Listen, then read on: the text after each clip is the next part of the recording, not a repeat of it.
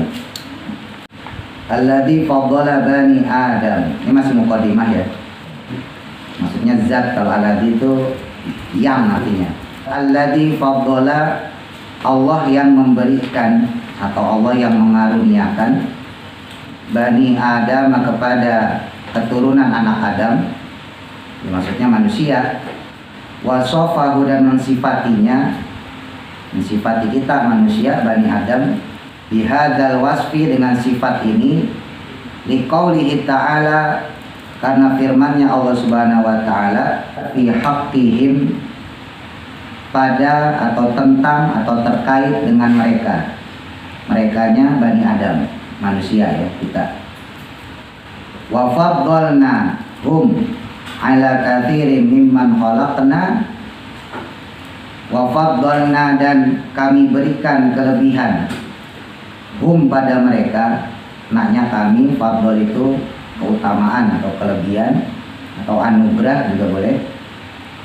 Ala katsirin, atas kebanyakan, mimman, dari makhluk. Man itu aslinya orang, tapi di sini kita artikan makhluk. Khalaqna, yang telah kami ciptakan. Khalaqna, yang menciptakan kami. Ya, maksudnya kalau untuk bahasa Arab, nah ini di belakang ya dibiasain. Kalau di arti dibalik. Wa Adamun, dan adapun lafaz Adam. Lafaz Adam itu ismun, isim, ajamiyun, ajam, artinya bukan Arab ya. Ajam lawan dari Arab. Kalau Nabi Muhammad kemarin itu nama Arabi, nama Arab. Abdullah, Muhammad itu nama Arab. Tapi kalau Adam, ajam, bukan Arab. Kenapa bukan Arab? Kenapa Nabi Adam namanya bukan Arab? Ya. Ayo, mikir dong, mikir. Tak beda. Kenapa Nabi Adam namanya bukan Arab? Karena manusia pertama. Karena manusia pertama. Kan belum ada suku. Udah ada suku belum pas zaman Nabi Adam? Belum ada. Arab, Jawa belum ada. Makanya ajam dia. Makanya nggak usah malu kalau nama kita ajam. Misalnya kayak siapa, Mas Wanda misalnya gitu, Irwanda. Nggak usah malu. Nanti jangan kecewa. Wah, bapak gua mau namain gua Arab sih gitu. Harusnya namain gua Muhammad. Ya jangan. Nabi Adam ya ajam namanya. Tapi yang punya nama Arab pun jangan kecewa juga ya. Alhamdulillah, berarti kita punya nama ngikutin sunnah Nabi. Karena memang nama Arab itu ya bagus gitu. Apalagi namanya Muhammad atau apa, Abdullah gitu ya. Wal aqrabu, dan adapun yang mendekati benar, anna waznahu, sesungguhnya wazan lafaz Adam itu fa'ala, atas wazan fa'ala. Fa-nya panjang ya. Fa'ala Adama. Jadi orang Arab itu kalau ada lafaz double dua, nah itu dulu udah saya sampaikan, pasti digabung, dimudoaf. Jadi Adam itu aslinya kalau ngikutin wazan fa'ala, fa'ala. Nah ini aslinya adalah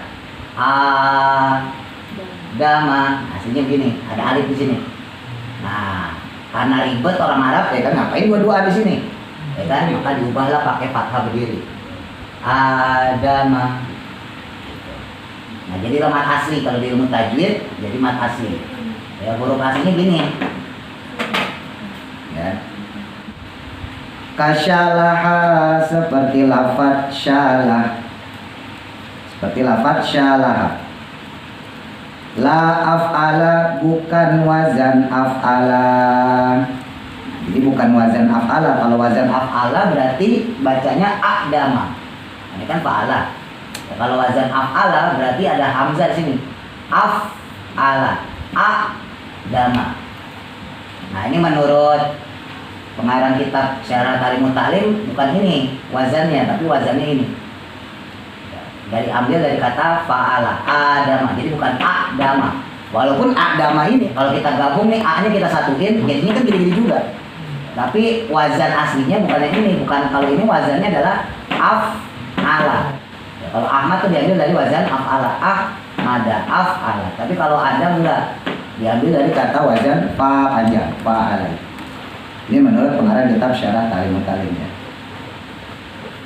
Wataswaddi, dan bukan pemaksaan, li istiqaqihi, dengan lafadz mustaq. Nah, ini yang mari kita bahas ya. Lafadz mustaq itu lafadz yang dicetak. Kalau kita kemarin bahas istiqaq ya, ada istiqaq sogir, ada istiqaq kabir. Istiqaq sogir itu yang teman-teman pelajari, fa'ala yafulu fa'lan itu ya. Nah, itu yang udah kita pelajarin. Nah, ada yang istiqaqnya kabir, jadi dicetak tapi beda wazan, wazannya nggak urut. Gitu. Kemarin kalau kita bahas, kalau teman-teman masih ingat, kayak lafadz Muhammad atau Hamada. Hamada dengan madaha itu artinya sama-sama memuji. Ya kemarin madaha ya, madaha itu diambil dari istiqaq kabir. Hurufnya doang yang dipisah-pisah, dipindah-pindah. Tapi kalau fa'ala yafulu fa'lan enggak, dia digabungin aja. Ya kayak ini tinggal diikutin aja. Minal admati, dari lafadz admati. Nah, menurut musannif kitab bukan pemakaian ya, karena dipaksakan dari lafadz mustaq, lafadz admata bil fathi, dengan memfathahkannya,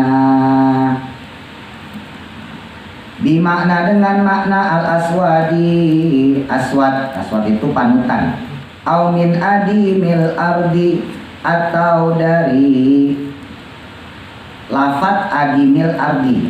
Adimil itu artinya permukaan, ardi tanah. Ya walaupun kalau dimasuk-masukin bisa juga. Jadi ini penafsiran ulama tentang lafadz adam ya.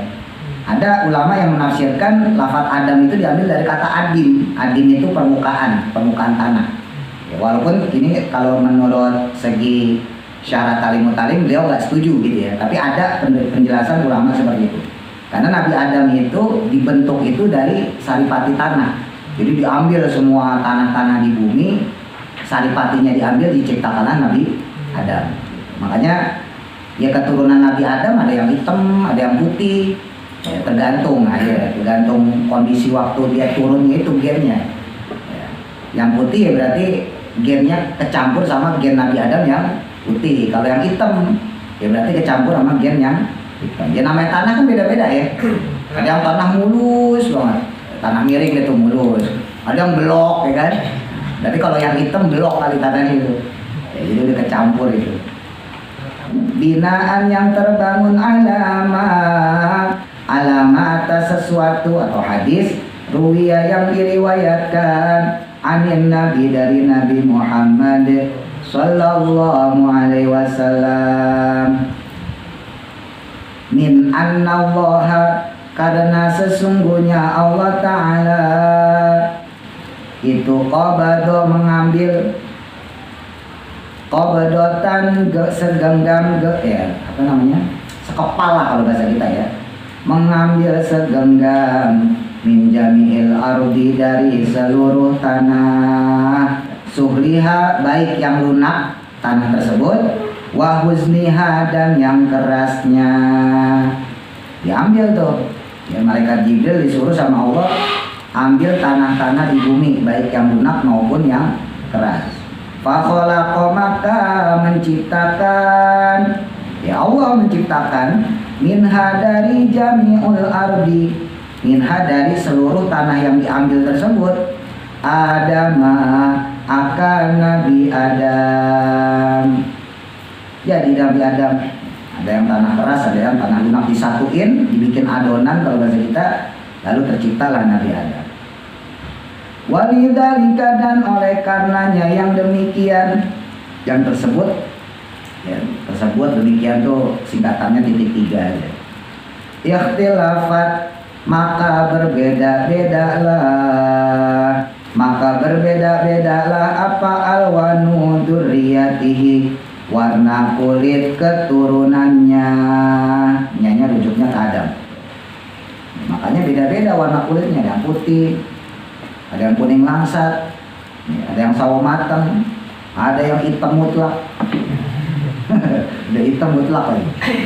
Kalau kita masih mending ya, hitamnya nggak terlalu. Nah, kalau orang-orang Afrika tuh, wah hitamnya mencilak. Waktu saya umroh itu, baru melihat itu, wah ini hitamnya hitam bener, mutlak banget itu. Tapi dasar orang kaya ya tetap ganteng. Jadi nggak kayak yang kita lihat di film-film. Kalau di film-film kan jelek-jelek ya, orang hitam ya, orang negro ya. Enggak kok, pas di Arab mah. Ya sekarang kalau dia umroh pergi haji kan pasti punya duit kan. Berarti nggak mungkin orang miskin maksudnya. Iya, makanya tetap aja cakep loh, walaupun hitam cakep, ganteng-ganteng gitu, nggak kayak di film-film.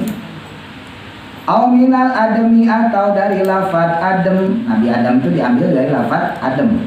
Wal ademati, dan lafaz ademati, lafaz ademah bimaknal anfati, dengan makna anfun itu diambil dari kata hidung, maksudnya sombong ya.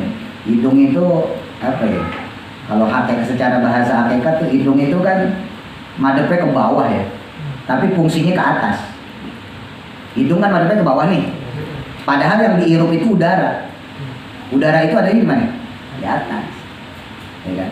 Banyak di atas daripada di bawah ya, tapi madepnya hidung ke bawah. Itu namanya sombong. Dia nggak sadar ya, dalam filosofinya ya, nggak sadar bahwa dia itu lebih banyak butuh dengan yang atas-atas, tapi dia mandangnya ke bawah. Songong namanya gitu. Tapi ya bagus, coba kalau hidung ke atas, lubangnya repot ya kan. Kalau hujan tutupin dulu air. Kalau mandi hujan ditutupin, banjir dah. Ya, untungnya Allah nyiptain hidung ada keluar. Nah itu maksudnya anfah di sini sombong. Ta'asufu, yang melenceng atau sewenang-wenang. Ka istiqoqi Idrisa, seperti istiqoknya lafaz Idris, Nabi Idris ya. Minad darosa, diambil dari kata lafaz ad-darosa, ya, belajar. Wa Yaquba, dan lafaz Yakub, ya, nama Nabi Yakub. Minal akibi, dari lafaz akibi. Akibi itu artinya keturunan. Wa iblisa, dan lafaz iblis. Minal iblasa, dari lafaz iblas. Iblas itu perkara yang menyesatkan, perkara yang melenceng, itu namanya iblas. Makanya disebutnya iblis menurut beberapa ulama. Itu serahlah, namanya pendapat ya, penafsiran bebas. Tapi kalau pendapatnya pengarang syarah Kalimut Talim ini lebih condong kepada lafaz adama yang ini. Adam artinya apa? Kalau lafaz ajam berarti dia nggak ada maknanya. Sebab kalau lafaz Arab pasti ada maknanya. Ya, kayak Muhammad ya kan, orang yang terpuji kan gitu kan. Tapi kalau adama karena dia berdasarkan lafaz ajam, dia nggak ada artinya. Ya adam aja udah gitu, penamaan aja. Sama kayak misalnya kemarin saya contoh misalnya Mas Wanda atau Mas Ardan, kalau kita ambil pakai secara ajamnya, ya kagak ada artinya. Secara bahasa Arab apaan artinya? Kagak ada. Irwanda nggak ada, bahasa Arab Irwanda itu nggak ada. Diambil dari ajamnya. Nah kalau yang ajam itu kagak bisa diartikan, maksudnya nggak ada maknanya. Lah kadang yang Arab aja kalau dia nggak sesuai susunan kata itu nggak ada artinya. Kan ada orang yang memaksakan di Arab-Arabin gitu kan, ada zaman sekarang. Nah itu kalau dipaksakan nggak ada artinya. Ada orang nanya sama saya belum lama, dia punya istri hamil bentar lagi ngelahirin, tapi bukan Mas Andi, bukan Mas Andi. Mas Andi udah nanya duluan, beda. Ada, jadi dia udah ngasih nama duluan anaknya, siapa ya kemarin? Lupa ya. Tapi nggak susah, diartinya susah, dia pakai bahasa Arab, tapi diartinya susah. Ya saya bilang artinya apa nih? Kalau di otak-atik, kalau orang Jawa bilang otak-atik gaduh ya bisa disambung-sambungin gitu, bisa. Tapi kalau makna secara letter tekstual nggak bisa, karena dia nyomot-nyomot kata, nyomot satu dijadiin satu, gitu. Nggak bisa kalau dalam bahasa Arab, nggak bisa. Dan dalam bahasa Arab itu kan ada sistem idofah kan, ada mudhof ilaih. Secara istilah ya, secara definisi itu nggak mengandung pertanyaan. Yang orang kalau udah disebut kata isim atau kata kerja, fiil ya, maka dia nggak bakal nanya lagi. Misalnya saya nyebut Ardan gitu, atau saya nyebut Wanda, ya udah nggak perlu pertanyaan lagi. Kata kerja pun begitu, misalnya saya nyebut belajar, berangkat, pergi dan sebagainya, itu nggak butuh kata tambahan maksudnya. Beda dengan kalimat huruf. Kalau kalimat huruf kan min, ilaan gitu ya. Misalnya huruf jer, dari. Nah orang kagak jelas. Kalau orang ngomong dari, apaan maksudnya? Dari apaan? Nggak jelas gitu. Nah jadi ada memang bahasa Arab sendiri nggak susah menunjukkan satu makna kalau dipaksakan gitu. Nah makanya seandainya ya kelak suatu saat nanti teman-teman udah nikah, yang belum nikah, ya, terus kemudian punya anak, kalau emang mau pakai nama Arab, ya lebih baik datang ke kiai, ustadz segala macam minta pendapatnya. Jangan kita pakai inisiatif sendiri, terus ustadz disuruh terjemahin, songong namanya. Untung saya gak bilang songong gitu. Iya. Tapi sebetulnya songong kayak gitu. Nah sekarang yang namain siapa? Lu. Kok gue yang disuruh ngertiin? Ya benar itu kejadian. Iya, jadi kita diperkosa gitu. Diperkosa untuk ngertiin. Jangan. Ya datang kita ke kiai, ke ustadz gitu, kita minta bagusnya apa nih nama anak gitu kan. Pengennya kita apa? Ya udah minta pendapatnya gitu. Dan otomatis juga ustadz ya dia sadar diri gitu kan, pasti disesuaikan gitu dan sebagainya. Jadi jangan kita memaksakan nama. Emang kalau kita orang-orang awam yang kita orang ini dia cenderung salah. Karena ada ya tadi ada nama Arab yang dia murni Arab bisa diartikan. Nah yang sekarang tren itu nama Arab tapi dikolaborasi lah gitu ya, digabung sama nama-nama Indonesia kan banyak sekarang. Jadi kayak Nabila tuh, Nabila Evita Apriliani. Siapa? Amanda Talita Zakia. Itu kan kolaborasi antara Arab sama Ajam. Itu kalau pakai hukum fikih syubhat, remang-remang gitu. Arab bukan, Ajam bukan ya kan? Jawa. Lah iya. Misalnya kayak Nabila kan kalau kita ambil secara bahasa Arab itu bahaya malah. Nabila Nabi Allah. Ya kan? Nabila loh. Nabila berarti Nabi Allah, berarti Nabi Muhammad. Lah untungnya bapaknya kagak ngerti untungnya. Biarin aja dah ya kan, suka-suka dia lah. Kalau Amanda masih mending lah, Amandanya bahasa Ajam, Talita Zakia itu suci. Nah itu masih ada mendingan lah gitu. Tapi kalau yang nama-nama lain-lain tuh banyak loh orang-orang yang namain ke Arab-Araban gitu. Maksudnya dia mungkin bagus tapi salah. Dulu guru saya tuh kayaknya sering nyontohin misalnya kayak Durroh. Durroh pakai dal itu artinya intan, mutiara, permata. Pakai dal ya, Durroh. Tapi kalau da pakai da, Durroh itu artinya gandum. Dan itu beda. Bisa jadi namain Durratun Nisa bisa jadi ya. Intannya, mutiaranya wanita, bagus. Tapi kalau Zurratun Nisa maka artinya gandumnya perempuan. Apa gandumnya perempuan? Gak tahu dah tuh. Ya. Jadi penamaan itu nggak bisa dipaksakan. Makanya saya sampaikan udah kalau kagak ngerti udah deh datanglah ke ustadz, datang ke kiai gitu kan, minta nama. Saya punya anak nih, USG-nya perempuan. Nah, gimana Pak Kiai? Gimana Pak Ustadz? Udah ntar minta nama. Ya kayak saya sendiri kemarin dimintain pendapat sama Mas Andi itu, saya kasih nggak 1 nama, 3 nama. Saya juga sadar diri nggak mungkin 1. Kalau 1 dia nggak punya pilihan. Ya kan, saya kasih tahu nih pilihan ini. Ya. Karena kemungkinan nanti lahirnya di Jumadil awal atau Jumadil akhir dan kebetulan anak pertama perempuan, USG-nya ya USG-nya perempuan, nggak tahu lahirnya ntar ya kan. Prediksinya ya udah saya kasih awaliyah, ada belakangnya ada awaliyah. Nah, itu masih masuk. Ntar lanjut depannya itu terserah. Bil ilmi dengan ilmu. Ya, tadi ya ini bicara kelebihan manusia. Bil ilmi dengan ilmu. Ya, dimuliakan kita, diberikan kelebihan dengan ilmu pengetahuan. Wal amali dan amal. Ala jami'il alami, atas seluruh semesta alam. Jadi salah satu kelebihannya manusia adalah kita diberikan ilmu pengetahuan dan amal. Makanya sering saya sampaikan, nggak salah kalau Allah memberikan kita predikat laqad khalaqnal insana fi ahsani taqwim. Laqad sesungguhnya khalaqna telah kami ciptakan al insana manusia kita fi ahsani taqwim dengan sebaik-baiknya bentuk, dengan sebagus-bagusnya rupa. Itu baru bentuk doang ya, belum ilmu pengetahuan. Dari bentuk aja kita udah ngalahin semua. Sejelek-jeleknya manusia, taruhlah jelek, hitam, keriting, longos, ya kan giginya mancung, katakan gitulah. Itu kalau dibandingin monyet coba. Lebih ganteng mana? Tetap lebih ganteng manusia, ya. Walaupun dia dikatain monyet gitu, ya kan. Tapi tetap kalau misalnya ada perempuan, ada perkata perempuan disuruh pilih, kamu mau kawin sama mana siapa? monyet tapi mau orang itu. Wah, gitu. Pasti milihnya tetap manusia. Artinya masih normal gitu ya. Lah manusia dia dipakein apa ini cocok loh. Manusia pakai sepatu cocok. Ya kan? Binatang ada yang pakai sepatu, udah cocok. Tapi coba kalau yang lain, monyet pakai sepatu, cocok gak?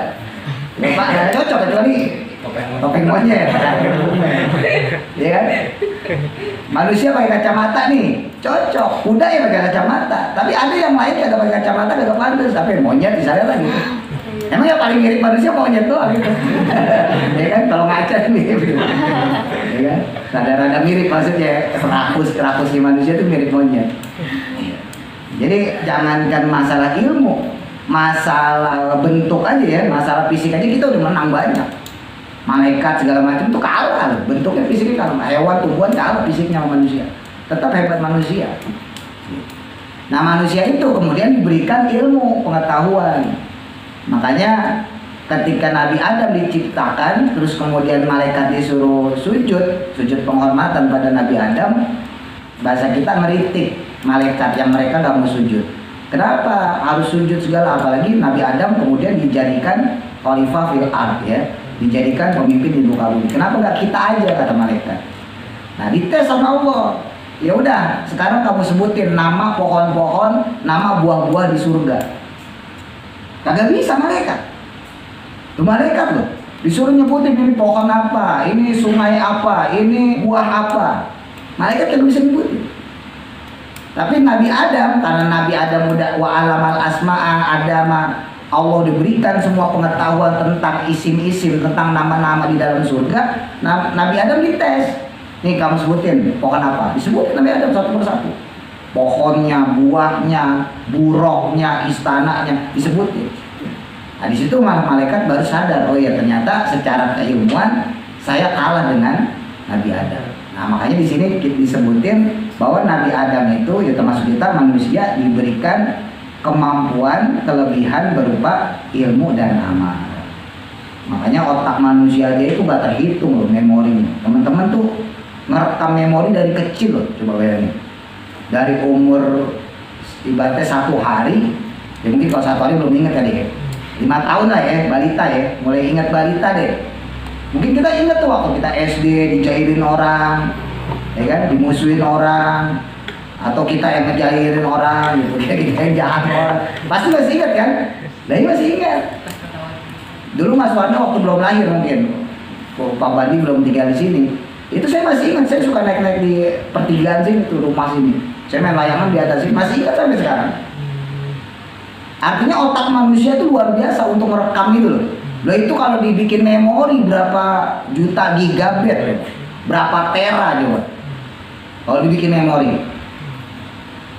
Bikin memori handphone maksudnya. Kan kalau zaman dulu masih KB lah ya, terus naik lagi megabit, terus naik lagi gigabit, sekarang udah tera. Tahun terapan teri atau apa segala macam. Nah itu kalau kapasitas memori kita, misalnya model mesin kayak gitu coba lihat. Berapa juta tera yang ada di dalam memori otak kita. Dan itu tersimpan hebatnya manusia. Makanya kata ilmuwan-ilmuwan itu, memori manusia itu gak terhitung. Segoblok-gobloknya manusia aja, dia bisa menyimpan 3000 kali lipatnya kuda. Kuda itu dianggap binatang yang paling cerdas dibanding yang lain ya. Mungkin anjing ada yang cerdas segala macam ada. Tapi binatang yang paling cerdas itu kuda. Ya tentunya kuda yang tercerdas juga, bukan kuda-kuda apa? Kuda-kuda asal-asalan ya. Kuda-kuda yang cerdas kan banyak. Itu dia bisa dilatih, bisa menerima instruksi. Itu 3000 kali lipatnya, segoblok-gobloknya orang. Katakanlah misalnya mereka-mereka yang keterbelakangan mental ya. Nah, apalagi yang pintar kan gitu. Kalau yang bodohnya aja dia bisa ngalahin 3000 kali lipatnya kuda, apalagi yang pintar. Iya nggak? Emang manusia bukan burung, nggak bisa terbang, tapi dengan kecerdasannya dia bisa bikin diri dia seperti burung bisa terbang. Manusia memang bukan kuda, nggak bisa lari cepat, tapi dengan kecerdasannya manusia itu bisa bikin alat teknologi kendaraan yang bisa larinya cepat yang melebihi kuda, kan begitu. Ya. Manusia bukan ikan, nggak bisa berenang, nggak bisa hidup di air, Tapi dengan kecerdasannya, manusia bikin kapal selam, bikin perahu, yang kemudian itu bisa mengarungi lautan, kan luar biasa. Coba kalau teman-teman berpikir kayak gitu. Nah, kehebatan itu yang ditandingkan sama Allah dibandingkan dengan makhluknya lainnya. Nah, makanya di sini sebutin ala jami'il alam, atas semesta alam semua. Kila dikatakan al-alamu, adapun lafaz al-alamu, ya alam, semesta alam, itu ismun, isim, nama lidawil ilmi, untuk makhluk-makhluk yang bisa memiliki ilmu atau pemilik-pemilik ilmu. Karena ada makhluk yang dia tidak diberikan ilmu pengetahuan, ya, ada yang cuma diberikan insting. Ya kayak hewan itu dia cuma insting aja. Minal malaikati, seperti para malaikat. Nah, malaikat diberi ilmu tapi tidak sebanyak manusia. Makanya tetap segalak-galaknya malaikat tetap bisa diakali. Tenang aja. Nah, asal ngerti ilmunya ya. Makanya kalau di kuburan ditanya, "Man rabbuka?" Siapa Tuhanmu? Ya udah jawab aja ala nahu. Man itu isim apa fiil, apa huruf. Rabbuka isim fiil apa huruf. Rabbuka kanya itu domir apa? Domirnya mustatir apa? Domir mutasir. Mereka bingung itu. Aduh, gua kalau belajar nahu balik lagi deh kau.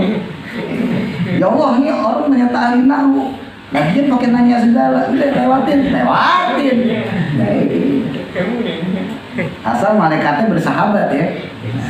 Kalau malaikatnya bersahabat, wah lu nanya gue ketok juga. Pakai nanya udah sholat. Tapi bisa tetap diakalin, bisa. Karena malaikat ya, terbatas ilmunya. Ya justru karena keterbatasan ilmu itulah malaikat nggak macem-macem ya kan. Disuruh sujud, disuruh tasbih, nggak macem-macem. Lah kalau manusia kita terbalik, justru saking pinternya kita, saking banyak ilmu kita, akhirnya kita bermaksiat pada Allah, ngakalin hukum-hukum Allah. Itu resikonya begitu.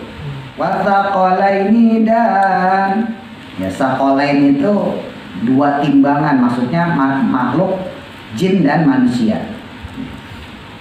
Jin sama manusia sama Allah diberikan akal, tapi ya terbatas ya, nggak semuanya diberikan kesempurnaan secara akal. Waqala, dan berkata siapa al-mutakallimuna, para ulama kalam. Kalam itu tauhid maksudnya.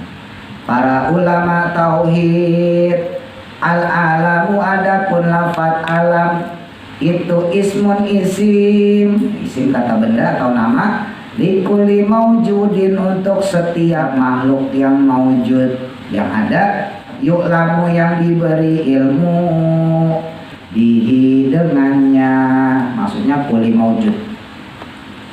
Lagi ulama mengatakan yang namanya alam itu adalah mereka-mereka makhluk Allah yang ada, yang maujud, yang kemudian diberikan ilmu oleh Allah.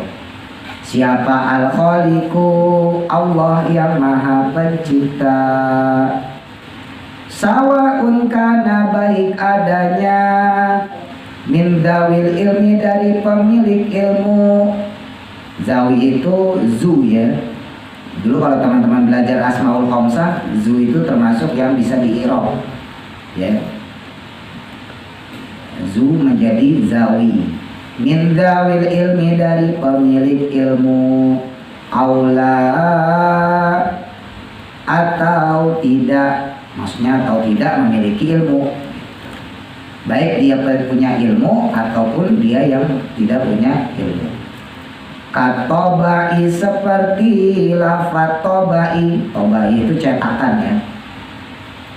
Lima, bagi benda, bagi sesuatu, ya tebau, yang digunakan, bihi, dengannya, ya dengan toba. Wal khotamu, dan lafaz al khotamu. Khotam itu artinya ya puteran atau cincin atau lingkaran. Lima, untuk benda, yahtamu, yang dilingkarkan atau dicetak. bihi dengannya. Yuqalu dikatakan juga alamul malaki alam malaikat. Yang dimaksud alam di situ adalah ya alam malaikat, semestanya malaikat. Wa alamul insi dan alamnya insan manusia. Wal jinni dan jin. Wa kadza dan demikian pula alimul aflaki alamnya atau semestanya perbintangan. Falak itu perbintangan. Wa alamun nabati dan alamnya tumbuhan nabati. Bukan wafer ya. Nabati wafer tadi. Senangannya Nabila. Wa alamul ayawani dan alamnya hewan. Walaisa isman bukanlah isim atau bukanlah nama lima jemu'ima untuk kumpulan sesuatu. Ya maksudnya makhluk siwallahi selain Allah Ta'ala bihaitsu la yakunu yang sekiranya tidak ada lahu baginya apa afrodun satu bagian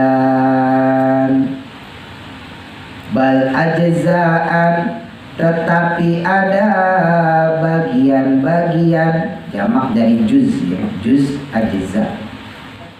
Fayamtani'u maka tercetaklah jam'uhu lafaz jamaknya atau menjamakkannya.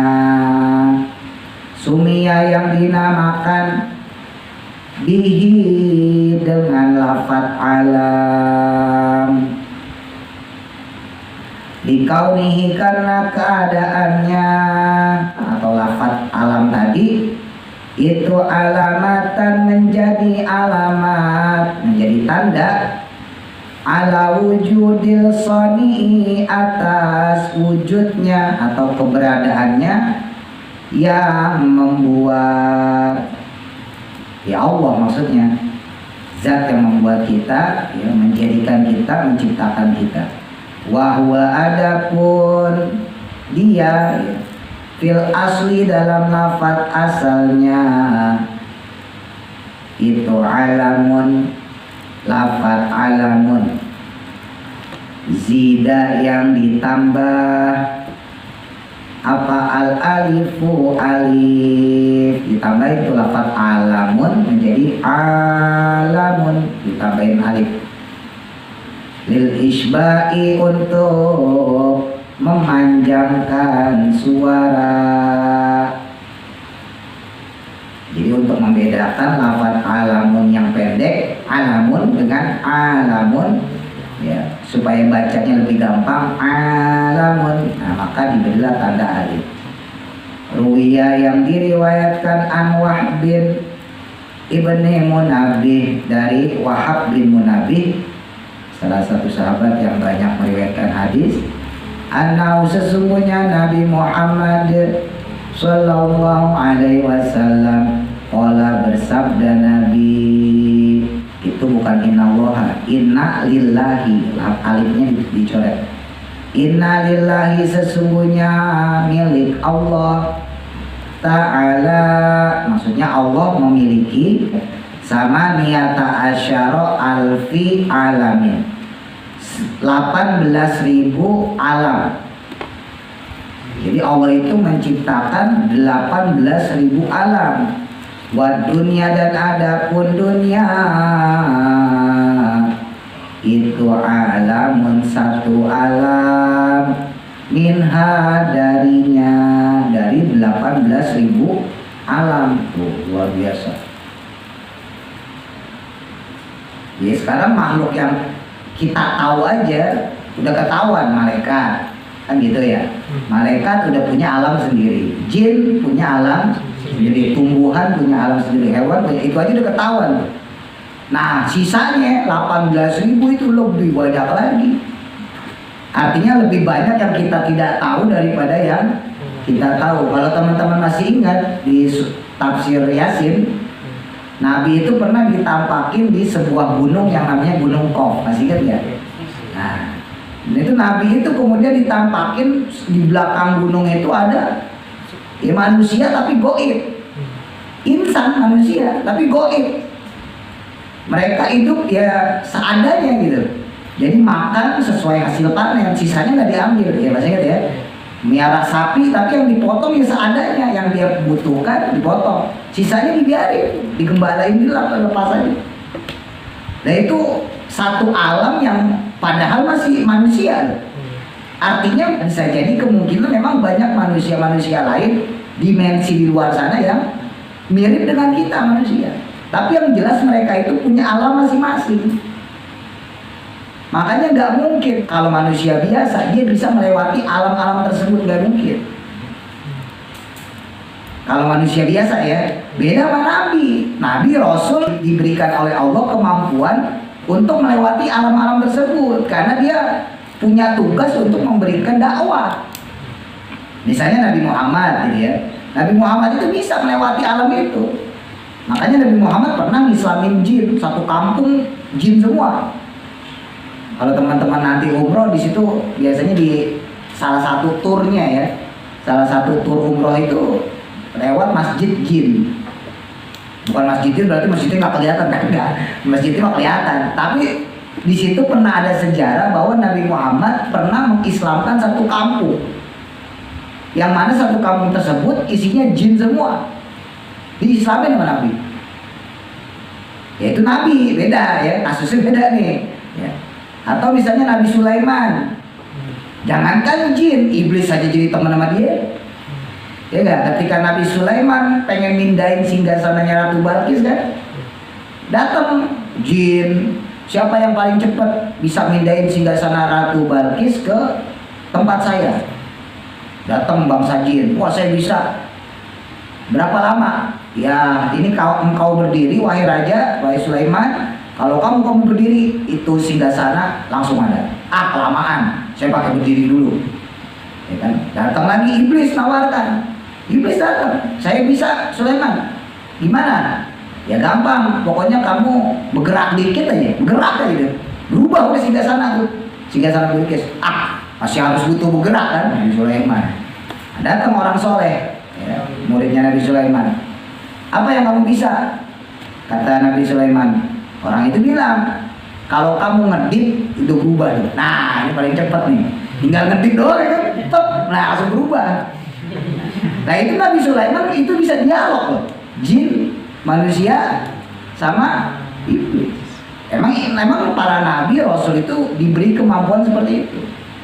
Nah apakah para manusia seperti kita diberikan kemampuan seperti itu? Sebetulnya secara hakikat iya. Ya, kita bicara hakikat ya. Secara hakikat iya. Kenapa? Karena kita pernah bersama mereka.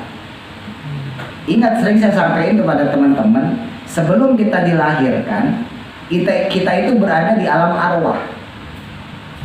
Cetakan gitu tetap arwah, roh. Ya. Nah roh itu semuanya ada di situ. Bangsa jin ada di situ, malaikat ya ada di situ, termasuk kita manusia. Tapi kemudian kita dipindahkan. Malaikat dimasukin ke dimensi malaikat, ya. Manusia dimasukkan ke dimensi manusia. Bangsa jin dimasukkan ke dimensi bangsa jin. Disitulah kita berpisah dengan mereka. Jadi tetap ada kemungkinan manusia seperti apa nabi-nabi itu ya, yang tadi saya contohin, itu bisa berdialog, berkomunikasi dengan bangsa selain manusia. Tapi pertanyaannya, apakah semua manusia bisa punya kemungkinan itu? Enggak. Cuma manusia-manusia terpilih oleh Allah yang tentunya soleh, seperti para nabi. Apakah para ulama bisa? Bisa ulama, karena ulama itu termasuk orang-orang soleh. Nah di antara tugasnya malaikat Jibril, selain menyampaikan wahyu, malaikat Jibril itu juga menjadi tawassul, menjadi pembawa perantara mereka-mereka yang soleh untuk mendapatkan ilham. Kalau orang zaman dulu nyebutnya wangsit lah. Termasuk di dalamnya juga untuk mempertemukan dimensi antara manusia dengan dimensi alam gaib. Makanya kalau ingat ada, kalau teman-teman masih ingat dulu kita belajar, Imam Ghazali itu punya pendapat manusia tetap bisa, cuman tidak semua manusia. mereka-mereka yang diberikan kewenangan oleh Allah. Nah, siapa yang diberikan kewenangan oleh Allah? Kan nggak mungkin orang biasa. Pasti orang yang secara hati, secara kolbunya udah deket sama Allah. Bahasa gampangnya kalau secara tasawuf udah makrifat, udah deket sama Allah, udah jauh dari maksiat, ya pokoknya udah gak macem-macem lah. Maka orang tersebut diberikan kelebihan oleh Allah untuk melihat alam gaib. Tujuannya apa? Tujuannya untuk mematikan kesombongan orang tersebut. Jadi tujuan kenapa Allah memberikan penglihatan kepada dia alam gaib bukan untuk sok-sokan, bukan untuk jago-jagoan, bukan. Supaya orang ini sadar betapa kecilnya dia, betapa remehnya dia, betapa hinanya dia dibandingkan dengan berbagai alam semesta yang Allah ciptakan. Jadi begitu. Jadi andai kata ada orang mengaku bisa melihat alam gaib, katakan misalnya di luar tadi ya, alam manusia berarti alam jin, alam malaikat, maka bisa dipastikan dia ulama. Bisa dipastikan dia ulama. Nah, kalau seandainya kita bertanya kenapa ulama harus disampai, karena ulama itu diuji dengan kesombongan. Kalau saya bolak-balik saya bilang sama teman-teman, ulama itu gak diuji lagi pakai duit, kagak. Ulama kagak lagi diuji sama perempuan, kagak. Kelasnya ulama itu diuji sama wibawa, sama ego, sama kesombongan. Itu kelasnya ulama kayak gitu. Jangankan ulama, ustadz deh. Saya sering ngomong sama teman-teman, bukan sombong lagi-lagi ya, ini tahadus bunyi mas. Saya aja udah kagak mikirin masalah duit. Emang saya peduli, emang duit kagak peduli. Makanya saya punya duit jor-joran, punya duit pengen beli apa, makan, jajan segala macam, jor-joran, bodo amat. Perempuan apalagi, udah kagak ngepek. Yang diuji saya itu saya ngerasain sendiri, pengalaman. Barangkali teman-teman jadi udah deh gitu ya, jadi ulama misalnya. Itu yang diuji itu kesombongan. Ketika kita punya ilmu, terus kemudian ditampakkan dengan sesuatu yang ya maaf ya, dalam tanda kutip sangat jauh dari ilmu kita, bodoh lah. Itu yang diuji kesombongan. Misal ya, kita ngerti makhraj huruf, kita ngerti sifat-sifat huruf, bahkan kita hafal ikhfa, idgham, iqlab segala macam. Kita hafal idgham, idgham segala macam lah, seluk-beluk baca Quran. Terus kemudian kita tiba-tiba datang ke satu musola, satu masjid yang diimami oleh dia yang kagak bisa baca Quran. Atau kalau dia bisa baca cuma hafalan, tapi jadi imam, nasibnya bagus. Nasibnya bagus jadi imam, bacaan berantakan. Alhamdulillahi rabbil alamin, Ar-Rahmani Ar-Rahimin. Padahal dia bisa ngomong ha. Coba kalau masalahnya teman-teman kalau punya ilmunya kan, jadi biasa aja bacanya, dengerin kayak gitu. Tapi kalau mereka yang punya ilmu itu tersiksa. Tersiksa loh. Itu sama aja kalau bahasa duniawi nih, teman-teman tahu 2 tambah 2 4. 4 tambah 4 8. 8 tambah 8 16. Tiba-tiba ada orang bodoh ngomong 2 tambah 2 ya 8. 4 tambah 4 ya 100. Ngomong di depan kita yang kita tahu 2 tambah 2 4. 4 tambah 4 8. Tersiksa nggak? Tersiksa. Tapi kita mau ngelawan dia dihormatin orang. Yang ngomong masalahnya dihormatin orang. Sama kasus ulama tuh kayak gitu. Ini masalahnya yang ngomong, yang jadi imam, yang baca kagak bener itu dihormatin orang. Ya atau minimal dia punya peran lah di masyarakat. Kalaupun nggak dihormatin, punya peran lah di masyarakat. Lo itu tersiksa. Nah pertanyaannya, si ulama itu mampu nggak nahan egonya dia? Mampu nggak dia nahan kesombongan dia itu? Kalau keluar kesombongannya, egonya sombong, wah lo baca berantakan, itu nggak pantas lo jadi imam, gua aja yang jadi imam. Itu keluar kesombongannya. Apalagi cuma ngadepin mereka yang boro-boro bahasa kasar yang tetek bengek misalnya, kagak bisa baca kitab dan sebagainya lah gitu ya. Ya itu baru yang model kayak gitu aja. Kalau Mas Didit, ya saya sering cerita sama Buddha tuh, saya sering cerita. Kalau teman-teman ngerti bahasa Arab, ya kan kita belajar bahasa Arab, jurumiyah, tafsir segala macam, walaupun dasar ya. Itu teman-teman udah bisa tahu orang baca salah tuh tahu. Kan sering saya sampaikan.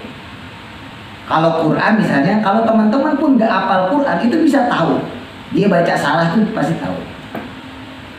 Misal ada orang baca innallahu wa malaikatuhu, itu pasti salah. Karena inna itu tansibul isma.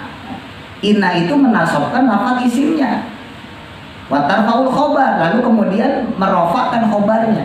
Kalau ngerti ilmu nahu, pasti nggak mungkin kita baca innallahu, pasti innallaha. Kan begitu. Jadi walaupun teman-teman nggak hafal Quran sekalipun, ketika tahu bahasa Arab pasti udah bisa nebak. Nah itu kalau secara Quran. Nah sekarang mohon maaf, saya nggak ngejelekin nggak semua ustadz ya.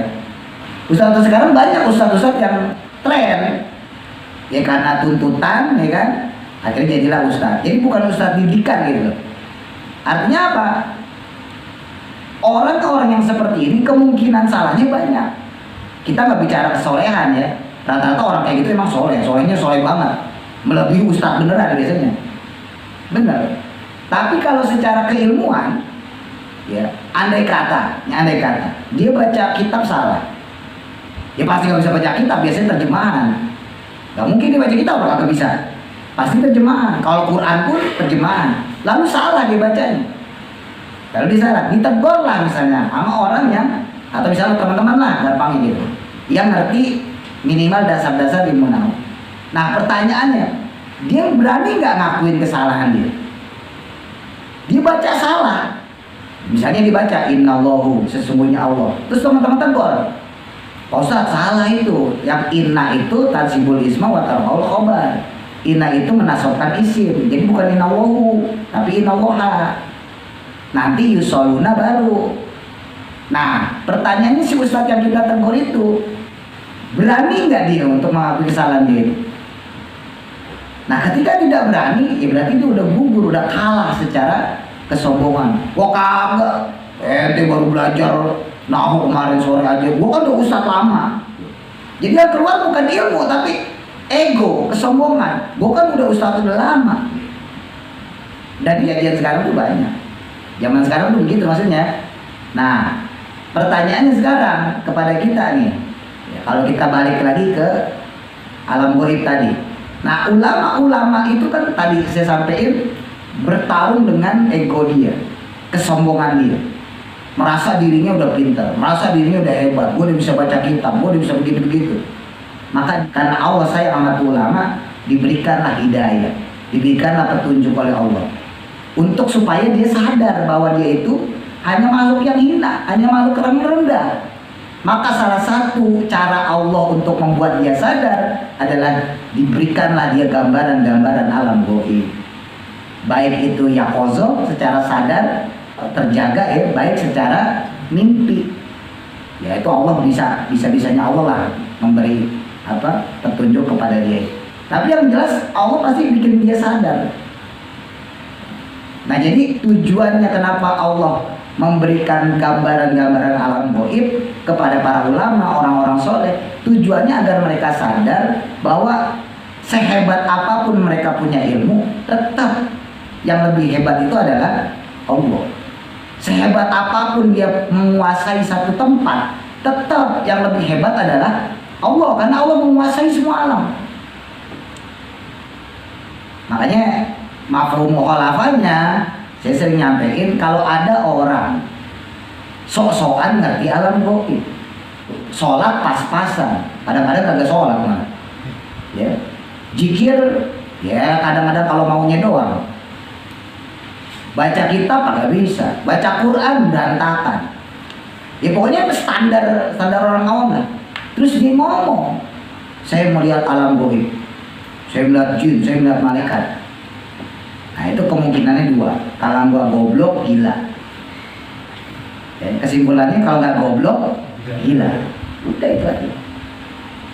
Misalnya Pak I lah gitu ya, Pak I Ustaz saya tadi melihat malaikat Ustaz, Jibril. Nah itu kemungkinannya dua. Kalau nggak goblok gila. Goblok karena dia belum ngerti. Tadi saya paparin ya, yang bisa melihat itu mereka orang terpilih. Yang terpilih pasti ulama. Lah sekarang fungsinya Allah nampakin malaikat Jibril ke Pak I buat apaan? Coba fungsinya apa coba? Kalau ke ulama kan karuan ya kan, untuk ngasih tahu, untuk nyadarin diri. Lo jangan sombong. Di atas lu masih ada yang lebih lagi. Di luar alam sana masih ada yang lebih hebat lagi. Jangan sombong. Dan sekarang kalau mau ngasih tau Pai, lah Pai diuji duit aja kleter ya kan. Apalagi diuji perempuan kan gitu kan. Iya. Mas Wanda bisa nggak mungkin diuji kayak gitu, nggak mungkin. Karena diuji sama perempuan aja udah kalah. Diuji sama duit aja udah kalah. Ya misalnya dukun yang ngomong kayak gitu, dukun. Lah dukun dikasih duit aja doyan. Makanya saya sama dukun sekarang kagak percaya saya. Kalau sama dukun dulu, iya dukun dulu sakti-sakti. Kenapa ya? Mereka kagak doyan duit. Emang tujuannya buat ngerusak manusia. Ya mereka ya pakai ilmu sihir, kerjasama sama setan, kerjasama sama jin, ya kan, untuk nyelakain seseorang dan sebagainya. Mereka gak butuh duit karena kesenangan mereka adalah bersama setan-setan itu, bersama jin-jin itu. Mereka dikasih duit kagak bakal mau, orang zaman dulu tuh kagak mau. Makanya tampilan dukun itu berantakan kalau kagak punya duit. Zaman dulu, dan zaman sekarang kagak. Dukun sekarang kalau datang konsumennya, kadang tanda kutip klien, dia datang ke si dukun nggak bawa apa-apaan, diusir. Bahasa kasar, lu mau ngapain sih nggak punya duit? Pasti datang itu bawa duit karena dia punya kepengenan, pengen jadi pejabat, pengen jadi menteri, pengen jadi anggota DPR dan sebagainya. Ya kan, pasti bawa duit. Nggak bawa duit kan, kalau dikasih jampe-jampe, ngapain lu sudah begitu? Makanya zaman dulu mujarab begitu karena kagak butuh duit. Artinya gini, setan itu nggak bakal ngegoda kita secara materialis gitu ya. Kalau kita itu sudah tidak lagi butuh materi. Jadi jangan buru-buru juga nyalain setan. Jangan-jangan itu bukan salah setan, tapi kesalahan syahwat kita sendiri, nafsu kita sendiri. Misalnya ada orang kagak ngaji, males sholat, nyari duit. Emang gue lagi digoda dia sama setan nih, nyari duit mulu. Bisa jadi bukan karena godaan setan. Setan kayak godain dia, emang nafsunya lo pengen punya duit banyak. Itu mah kalau usah digodain juga, udah kegoda sendiri. Paham gak maksudnya? Kan kita sering nyalain setan. Kagak ngaji misalnya, yang nyari duit misalnya, atau yang sekolah banyak PR segala macam, atau sakit. Wah emang nih setan lagi males juga. Ya, kalau males lah emang bawaan kita sendiri. Udah dari kitanya emang males. Bukan karena setannya. Dan setan itu kagak ngurusin kayak gitu-gitu. Makanya masyhur cerita ketika ada seorang abid, ahli ibadah, dengan alim, orang yang ahli ilmu. Ini ada yang mengatakan di zaman Nabi, ada yang mengatakan di zaman sahabat, riwayatnya khilafiyah. Ini iblis, ini setan datang melihat dua orang itu. Jadi dua orang ini bersama-sama berada di dalam masjid. Yang satu ahli ibadah, yang satu ahli ilmu, orang alim kan. Tapi si alim ini tidur nyender di masjid lah gitu ya, sambil tiduran gini. Sedangkan si abid, ahli ibadah, dia sholat. Apa yang dilakukan si setan, si iblis ini? Si iblis ini ngipasin si alim, dikipasin, ditiupin, dia tidur. Lalu kemudian si iblis ini, si setan ini keluar. Nah, dalam satu riwayat itu Nabi yang lihat, ya, dalam riwayat lain itu sahabat. Lalu kemudian Nabi nanya, ya, atau kalau versi riwayat sahabat nanya, kok kamu lucu iblis? Ya, ente godain kok malah godain orang yang tidur, ente tiup-tiupin. Ngapain kagak godain orang yang sholat? Kan dia lagi ibadah. Kan musuh kamu mereka yang beribadah pada Allah. Kenapa nggak kamu godain tuh yang lagi ibadah tuh supaya dia mikirnya kemana-mana? Kenapa yang kamu godain malah orang yang tidur kamu tiup-tiupin biar pulas? Kenapa? Apa kata iblis? Itu yang ibadah orang blow on. Kagak usah digodain aja udah salah dia. Kagak usah digodain udah salah. Nah ini orang alim bahaya nih. Ini orang alim kalau nggak saya kipas-kipasin, dia bangun ngeliat sholatnya salah nih orang ahli ibadah ini, dibetulin sama orang alim. Bahaya. Maka lebih bahaya orang alim, makanya saya kipas-kipasin. Biar pulas tidurnya. Tuh bayangin. Jadi jangan bangga juga teman-teman kita ahli ibadah kalau kagak ada ilmunya. Makanya pentingnya ngaji itu diantaranya adalah untuk mengilmukan ibadah kita. Kalau ibadah insya Allah teman-teman udah banyak lah rutinitas ya. Ya syukur-syukur alhamdulillah misalnya udah bisa istiqomah. Tapi ilmunya ini masalah.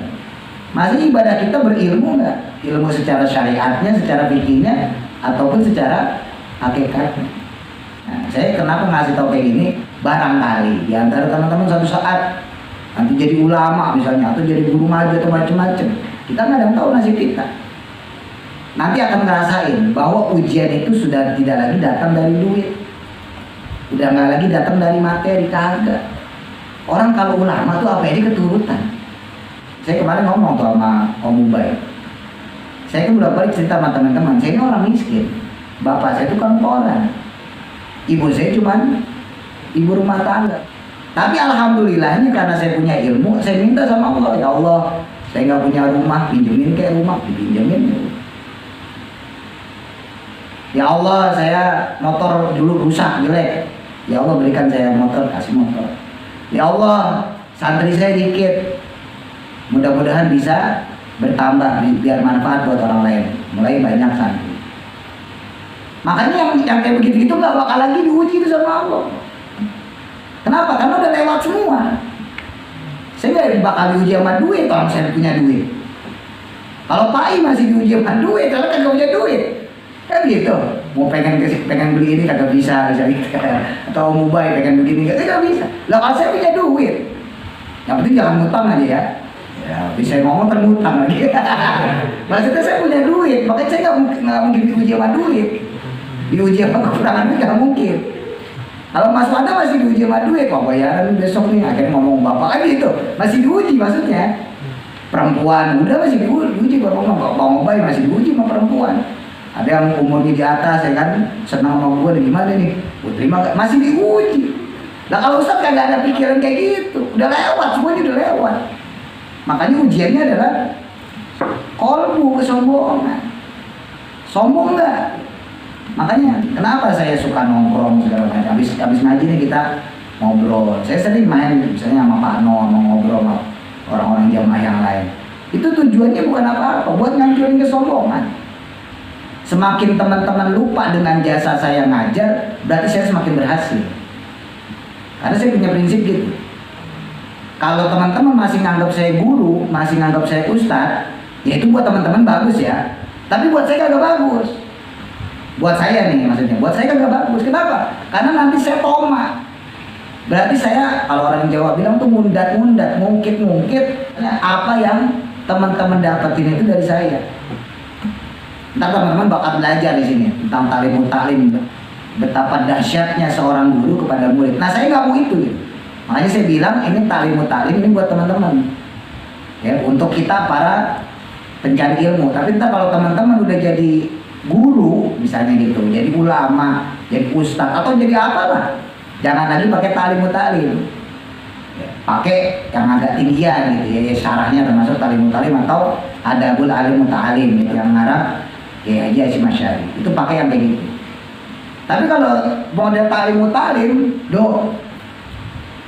itu orang yang belajar, kita tolib, kita yang mencari ilmu, itu siap jadi budaknya orang yang ngajarin kita. Harun ar-Rasyid misalnya, Khalifah Harun ar-Rasyid itu mondokin anaknya ke Imam Malik. Setiap bulan dikasih 100 dinar. 1 dinar 6 juta, kalau kali 100 600 juta per bulan bayarannya. Itu Khalifah Harun ar-Rasyid masih minta maaf. Maaf Imam Malik, saya nggak bisa ngasih banyak, cuma bisa ngasih 100 dinar, mohon keikhlasannya. Silakan Anda jadikan anak saya apa terserah, jadi budak terserah lah. Yang penting Anda mau mengajar anak saya. Sampai segitu. Nah kalau teman-teman pakai pola pikir itu sebagai tolib, sebagai pelajar, bagus. Maka teman-teman akan punya adab yang bagus terhadap guru gitu. Tapi kalau teman-teman nanti jadi guru pakai pola pikir kayak gitu, bahaya. Nah itu yang saya sebut dengan toma, akhirnya ngungkit-ngungkit. Wassalatu dan adapun lafaz sholawat, ya sholawat kepada Nabi. Wa iya adapun lafaz sholawat itu minallahi dari Allah, maksudnya adalah itu ar-rahmatu rahmat, wal maghfiratu dan ampunan, wa min ibadihi dan adapun dari sisi manusia kita, dari sisi hambanya itu du'auhu doanya, wa min malaikatihi dan dari sisi malaikat Allah itu istighfarun permintaan ampun. Fa'idha qila maka ketika dikatakan innallaha ta'ala sesungguhnya Allah ta'ala itu yusolli memberi rahmat atau maghfirah ala fulanin atas fulan, fal muradu maka maksudnya minhu dari qaul tersebut annahu bahwa sesungguhnya Allah ta'ala itu yurhamahu memberi rahmat padanya kepada si fulan, wa yufiro dan mengampuni lahu padanya. Kalau untuk Allah ya, jadi kalau Allah maknanya adalah rahmat ya, pengampunan, maghfirah. Wa idza qila dan jika dikatakan inna fulanan sesungguhnya fulan yusolli bersolawat ala fulanin atas si fulan yang lain. Kalau ada orang yang ngomong saya bersolawat kepada si fulan, maka maksudnya apa? Fal muradu maka yang dimaksud minhu dari solawat anau sesungguhnya dia itu yad'u mendoakan lahu untuknya, untuk si fulan yang lain. Wa idza qila dan adapun ketika dikatakan innal malaikata sesungguhnya para malaikat yusalluna bersolawat mereka ala fulanin atas si fulan, fal muradu maka yang dimaksud minhu darinya innahum sesungguhnya mereka para malaikat itu yastaghfiruna memohonkan ampun lahu bagi si fulan. Itu udah saya jelasin ya kemarin ya. Jadi mana sholawat itu beda-beda. Ala Muhammadin atas Nabi Muhammad, wa maknahu dan adapun maknanya Muhammad. Maknanya lafaz Muhammad itu apa? Itu al-mahmudu yang dipuji atau yang terpuji. Mahmudu yang terpuji, al-mashkuru yang disyukuri. Marotan ba'da ukhra, marotan itu sekali, ba'da ukhra setelah lainnya, maksudnya terus menerus. Kal mukarrami seperti lafaz mukarram. Lafaz mukarram sama ya, maknanya itu alladzi ukrima yang dimuliakan, marotan ba'da ukhra ya, sama kayak tadi terus menerus. Jadi kalau Mahmud atau Muhammad itu artinya orang yang selalu dipuji terus menerus. Ini juga udah saya bahas ya kemarin, jadi udah saya ulang lagi. Bahwa adapun lafaz atau nama Muhammad itu al-mahmudu nama yang dipuji di dunia lima karena perkara nafa'a yang memberi manfaat bihi dengannya siapa al-khalqu makhluk minal ilmi berupa ilmu wal hikmati dan hikmah wal mahmudu dan yang terpuji atau yang dipuji fil akhirati di akhirat bisyafaatihi dengan syafaatnya, maksudnya syafaat Nabi Muhammad inda rabbihi di atau pada saat bersama Tuhannya. Jadi yang dimaksud dengan Nabi Muhammad itu adalah Al-Mahmud, nama yang selalu dipuji di dunia dan di akhirat. Di dunia karena memberi manfaat kepada kita dengan ilmu dan hikmah, di akhirat dipujinya karena memberi syafaat. Kada demikian hanya fi syarhil muqaddimati pada syarah kitab Al-Muqaddimah wa fi sihahi pada kitab As-Sihah, nama kamus As-Sihah. At-tahmidu adapun masdarnya tahmid itu ablagu lebih tinggi minal hamdi dari lafaz alhamdu. Tahmid lebih tinggi dari hamd. Wal Muhammadu dan adapun lafaz Muhammad itu alladzi kathurat yang banyak apa hisaluhu perilaku atau sifatnya al-mahmudatu yang terpuji. Jadi artinya kalau lafaz Muhammad itu lebih tinggi dari lafaz hamdi daripada lafaz hamad sendiri, karena dia diambil dari kata tahmid.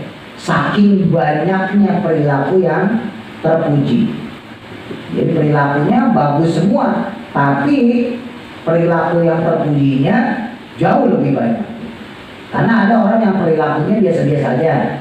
Ya, di antara perilaku yang biasa-biasa saja itu ada 1-2 perilaku yang terpuji. Misalnya teman-teman nih perilakunya biasa-biasa saja, haji, sholat, gitu ya, sekolah, nggak ada masalah sama guru, itu biasa-biasa saja. Tapi punya juga perilaku yang terpuji. Mungkin pernah nolongin orang, gitu ya, nyelamatin orang. Tapi kan perilaku yang terpuji itu nggak begitu banyak. Ya kan, dalam setahun, dalam bertahun-tahun mungkin cuma 1-2 peristiwa-peristiwa terpuji yang kita lakukan gitu. Beda sama Nabi. Nabi itu setiap momennya itu ada selalu peristiwa terpuji. Peristiwa bagusnya banyak, peristiwa terpujinya jauh lebih banyak. Itu maksudnya. Adapun ini itu isyaratun isyarah itu tanda ya. Minhu dari yang demikian ila anna taksira bahwa sesungguhnya atau pada sesungguhnya makna taksir, makna banyak fil fi'li berada pada fi'il, pada pekerjaan. Mislu jawaltu seperti lafaz jawaltu. Jawala itu mengembara, jaulah mengembara aku, jawaltu aku mengembara. Wa tawaftu dan aku tawaf, tawaf itu berputar. Wa aminatu dan adapun Aminah itu umun Nabi, ibunya Nabi Muhammad sallallahu alaihi salatu wasalam. Allati samatku yang memberi namanya bihi dengan Muhammad. Ibunya Nabi Siti Aminah yang memberi nama Nabi Muhammad. Ya sama kakeknya Abdul Muthalib, karena bapaknya Nabi Sayyid Abdullah sudah wafat. Hina waladatu saat melahirkan Nabi bi isyarati ilahiyati dengan isyarat ilahiyah, pertanda ilahiyah. Qala berkata Nabi Muhammad sallallahu alaihi wasallam terkait dengan hal ini ya. Ismi adapun namaku, ini Nabi yang ngomong. Ismi adapun namaku itu Muhammadun, Muhammad. Alladzi samani yang memberi nama padaku, yang memberi nama padaku bihi dengan nama Muhammad. Siapa yang memberi nama? Ahli keluargaku. Warawa dan meriwayatkan siapa? Sauban maula Rasulillah, pelayannya Rasulullah sallallahu alaihi wasallam. Ada lagi hadis lain, Anna Aminah sesungguhnya Sayyidah Aminah ibunya Nabi lama hamalat tatkala hamil, tatkala mengandung bin Nabi, yang mengandung Nabi Muhammad sallallahu alaihi wasallam. Siti Aminah bilang, Hatta itu datang padaku, ya datang datang suatu suara ya, maksudnya malaikat Jibril yang datang kepada Sayyidah Aminah. Loh kok bisa? Kan Sayyidah Aminah bukan Nabi. Makanya tadi saya sampaikan, nah, malaikat Jibril itu bukan cuma nyampein wahyu, tapi juga menyampaikan ilham kepada orang soleh. Nah, ibu Nabi Sayyidah Aminah, wanita solehah yang terjaga nasabnya. Ya, kalau di Bazali itu taruh sifat falam yusibuhum aruhu min adamin wa ila abihi wa ummihi. Jadi Nabi itu punya keluarga sanatnya itu taruh sifat, nggak pernah melaksanakan sifat keburukan. Ya, termasuk perzinahan, termasuk penyelewengan atau selingkuh. Ya, di zaman itu biasa. Tapi keluarga Nabi dijaga. Keluarga-keluarga Nabi itu dijaga sama Allah dari melakukan keburukan. Ya. Dari zamannya Nabi Adam min Adamin ila abi sampai kepada bapaknya Nabi yaitu Sayyid Abdullah wa ummihi dan juga Sayyidah Aminah dijaga sama Allah. Makanya tadi saya sampaikan kenapa orang gagal paham kok Sayyidah Aminah bisa dapat wangsit dari malaikat Jibril, karena malaikat Jibril itu tidak hanya menyampaikan wahyu, tapi juga menyampaikan ilham kepada orang-orang soleh. Gitu. Nah, Nabi Muhammad itu Nabi, wajar dikasih wahyu. Nah, Sayyidah Aminah, ya orang soleh, makanya dapat ilham. Nah, orang-orang yang gagal paham terhadap Sayyidah Aminah, bahkan auzubillah ada sebagian mereka mengatakan Sayyidah Aminah, Sayyid Abdullah, bapak ibunya Nabi itu ahli nar, masuk neraka karena tidak mengikuti ajaran Nabi Muhammad, karena mereka gagal paham di kaidah ini. Pada titik ini mereka gagal paham, makanya mereka nggak percaya Sayyidah Aminah mendapatkan ilham dari Allah melalui malaikat Jibril, karena anggapan mereka yang dapat sesuatu itu ya wahyu, ya pasti Nabi. Gak mungkin Nabi perempuan, Sayyidah Aminah perempuan, maka gak mungkin dikasih wahyu. Jadi mereka berpikir yang salah. Kalau mereka berpikir bahwa tugasnya malaikat Jibril bukan hanya menyampaikan wahyu, tapi juga menyampaikan ilham, pasti terbantahkan omongan itu. Dengan sendirinya terbantahkan. Gitu. Karena tapi selain menyampaikan wahyu, malaikat Jibril juga bertugas menyampaikan ilham. Karena malaikat itu sampai hari kiamat gak bakal berhenti. Kerjanya gak bakal berhenti. Tidak ada satupun malaikat yang bekerjanya berhenti. Mereka-mereka yang diciptakan Allah dari pertama ini alam semesta ada bertasbih, itu sampai hari kiamat bertasbih. Malaikat itu kagak mati, kagak berhenti, kagak pre, kagak ada pensiun. Dan sekarang kalau ada pensiun, ada pre-nya. Sekarang Nabi udah kagak ada. Ya kan? Nabi Muhammad kan terakhir. Berarti kalau kita pakai pola cuma berpikir bahwa Nabi Muhammad itu karena Nabi terakhir, sementara tugas malaikat Jibril adalah menyampaikan wahyu, berarti selesai tugas malaikat Jibril. Berarti malaikat Jibril sekarang pensiun, lagi ongkang-ongkang kaki di atas, ya kan? Enggak begitu. Ya tugas malaikat Jibril masih ada, apa? Menyampaikan ilham kepada para ulama, kepada orang-orang soleh.